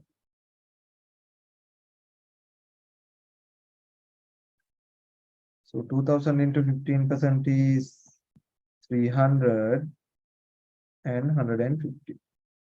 So that will be something you are collecting, or that you have to add. We'll take the residual profit then.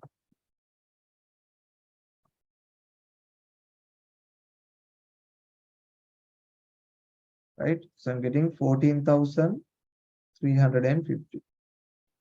So we'll allocate the residual profit. Vinny and Millie. So for Vinny, it's 3 and Millie, it's 2. So 14,350 divided by 5 into 3.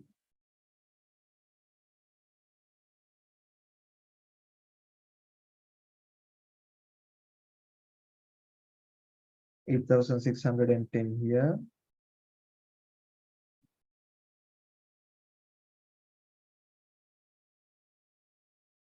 $5,740.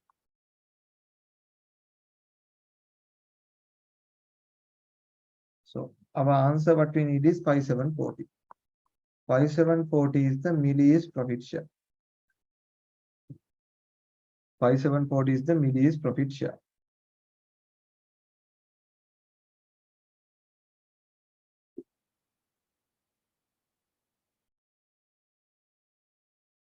So the answer is 5,740. Part B is the answer.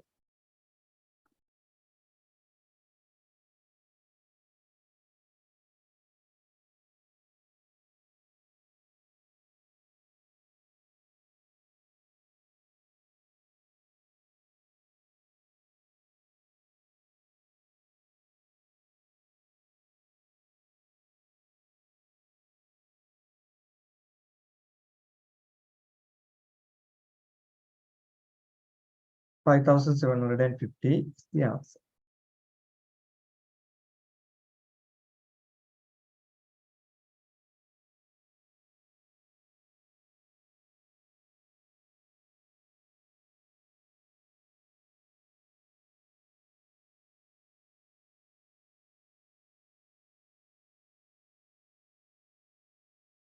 Okay.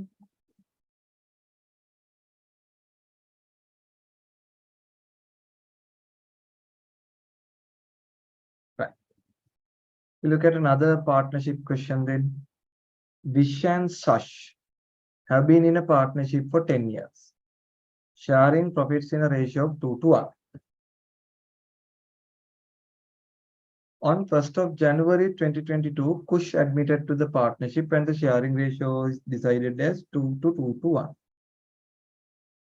The following information is relevant for the year 21-22.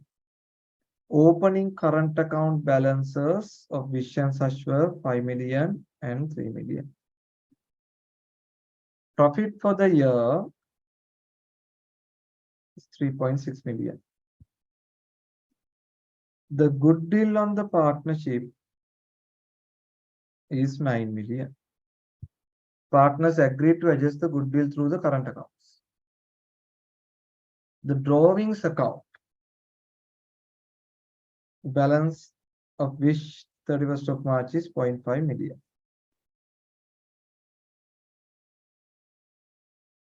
How much is the closing balance of which current account? Current account.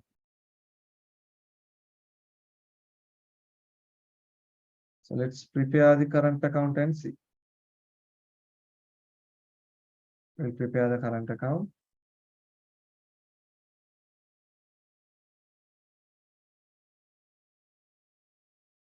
So we have 3 partners, Vish, Sash, and Kush.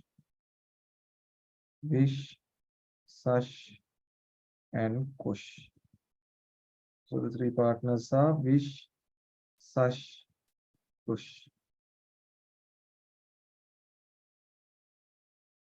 Vish and Sash and Kush. So this is the current account.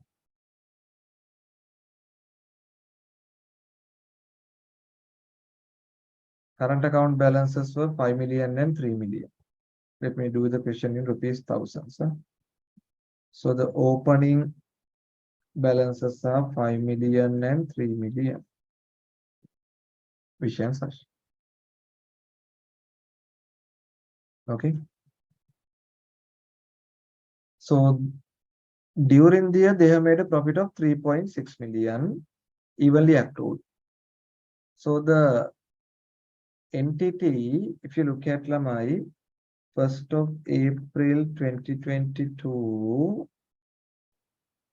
1st of April 2021 to 31st of March 2022 is what we are looking at. There's a change in the partnership on 1st of January 2022. So here we got 9 months, here we got 3 months. So we take the profit 3,600, no? Divide by 12 into 9 here. 3,600 divide by 12 into 3 here.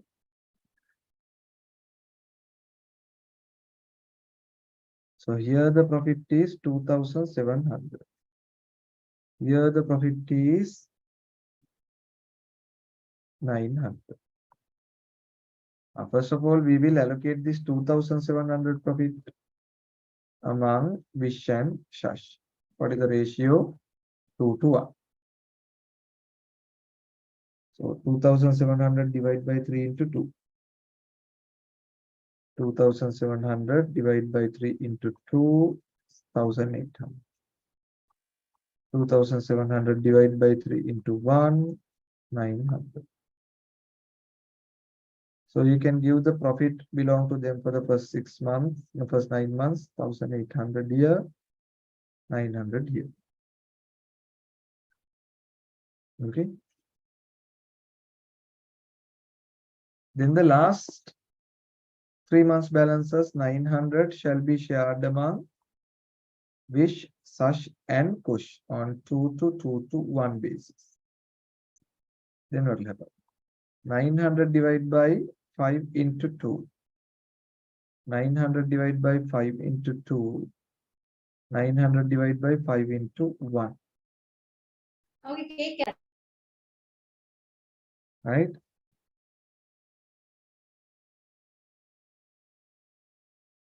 Here it's 360, 360 and 180. So you can give the profit. This is for the first 9 months. Then the profit for the last 3 months under the new ratio. So it will be 360, 360 and 180. Okay. Finally, I have to adjust the goodwill. Finally, I have to adjust the goodwill. Okay.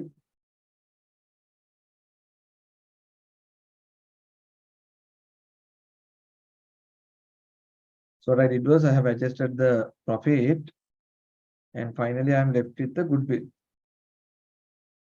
Goodwill is 9,000. So this goodwill belong to the Vish and Sash. No?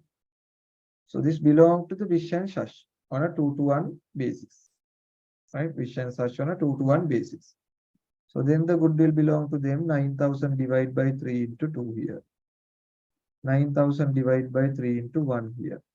So 6,000, 3,000. And this goodwill, you are going to cover it up under the new ratio, Vish, Sash and Kush. 2 to 2 to 1. 9,000 divided by 5 into 2. 9,000 divided by 5 into 2. 9,000 divided by 5 into 1.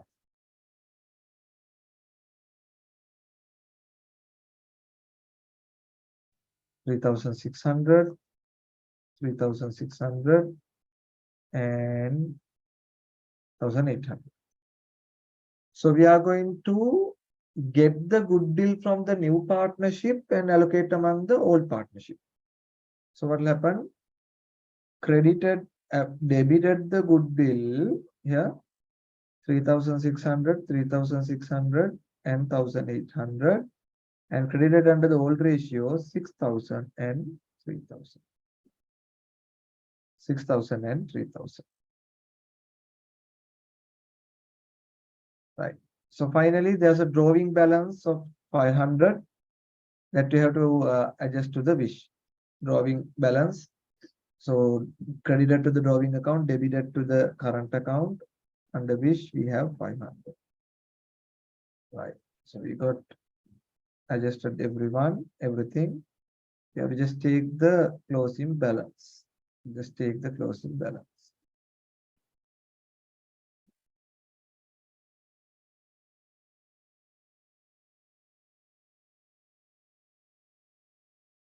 We have to calculate only the Visha. No need to calculate everything. So here it's 13,160 minus. So I'm getting an answer of a closing balance of 9,060, which is the correct answer. Part B is the correct answer. 9,060.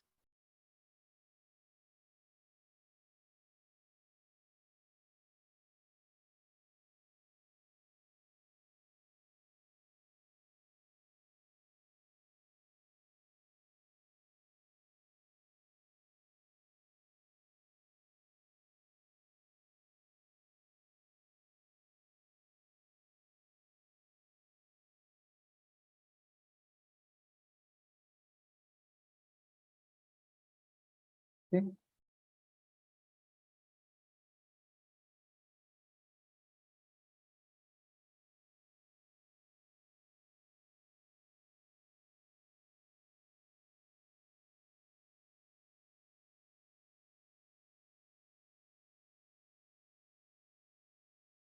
Right. We look at question number 28. Following statements are related to section 24 Partnership Ordinance 1890.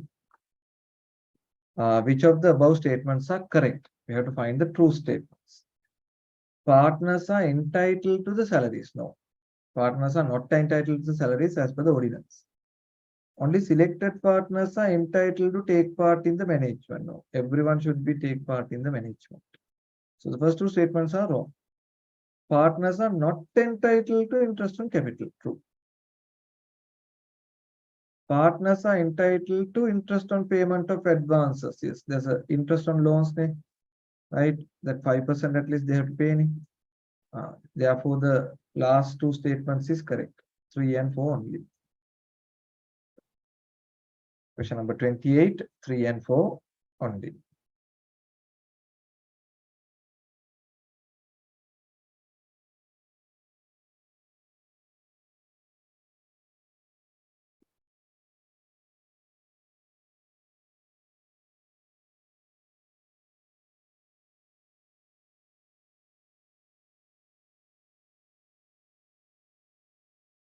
We look at question number 29.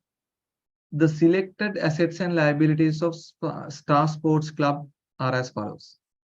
Subscription in arrears, long-term bank loan, subscription received in advance, sports equipment. Subscription received in cash during the year is 150,000. How much is the surplus based on the information above? For that, I need to calculate the subscription income. So they're asking us to calculate the surplus, no?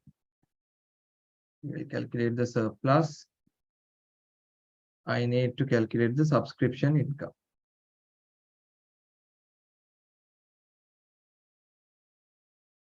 Right? So I'll take the subscription in arrears and advance account together. Subscription receivable Opening balance is 40.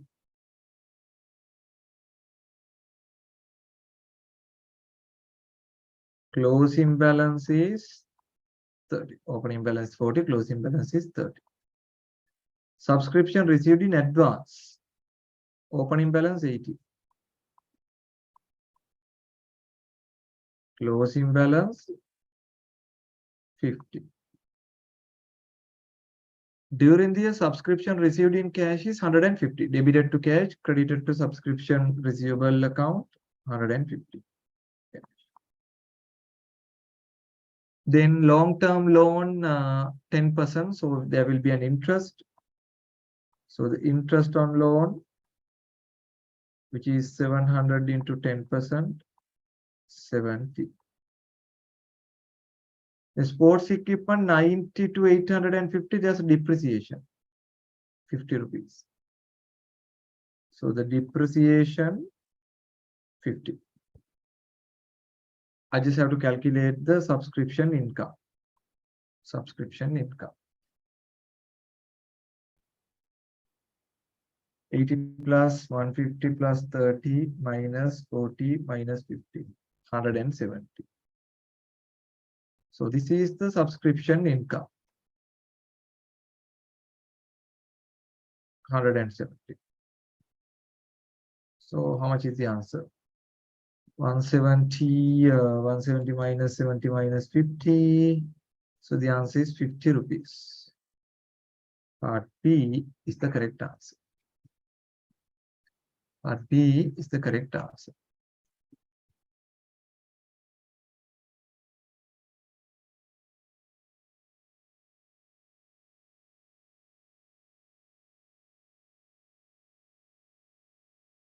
Okay.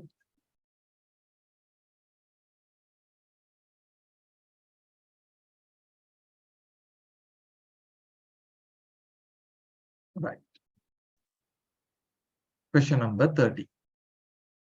The following information has been extracted from the Sihina Welfare Association for the year ended 31st of December. Subscription paid during the year 2022.